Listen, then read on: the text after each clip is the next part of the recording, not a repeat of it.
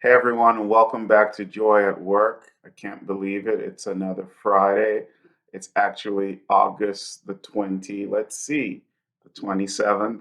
I hope you're doing well. I hope you're staying safe. The month of August is almost over, and September is around the corner. We're about to get into the Ember months, the last couple of months of the year. Good to be with you again. I'm wearing this Arsenal jersey, despite the fact that tomorrow most likely will be a rough day for them. But still, you always got to be a supporter in good times and in bad times.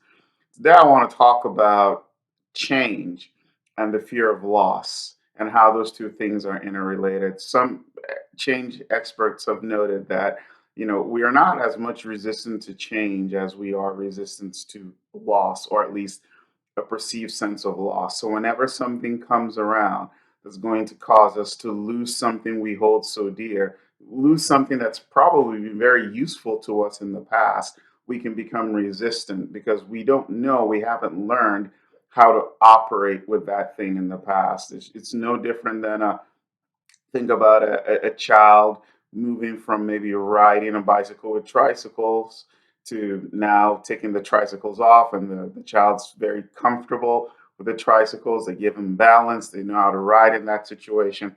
But now you've taken that away, and the child gets on the bike and begins to wobble and says, no, I want to get back on my tricycle or whatever support system they have. So we all go through life developing things that help us succeed, help us cope, help us adapt, help us to survive and navigate difficult circumstances. And then we keep those things.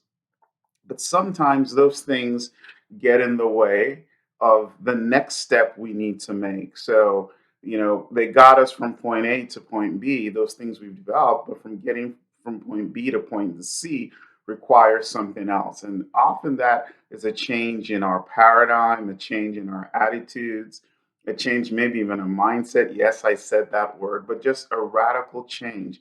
And that can be deeply uncomfortable.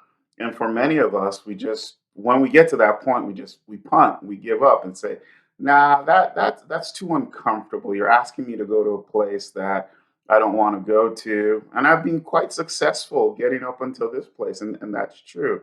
But then we've imposed a limitation on our ability to develop. So think about it. Think about things in your life where a change is needed. Think about it in the context of your work. What could you be better at with a change? But what loss is associated with that change? What are you going to have to give up in order to step into this new situation that's before you? That can be very difficult. And it's important to be honest with yourself and say, here's what I'm afraid of losing. Here's what's been successful for me in the past, but now I need to let it go so I can move boldly into the future. So it's important that we make sure that our sense of comfort, our sense of security, our sense of safety, even in some situations, does not become the thing, the barrier, the block that prevents us from achieving a new next step, a new next stage, whatever that may be. So don't let the fear of loss become an inhibitor to change. Understand and be honest with yourself that there's some loss here, but that this change probably gives you brand new and exciting things that you didn't have before. I hope you think about this and hope you find ways to apply this in your life, even as you kind of deal with change. All right, it's been good talking to you. See you around next time. Stay safe. Be kind. Bye.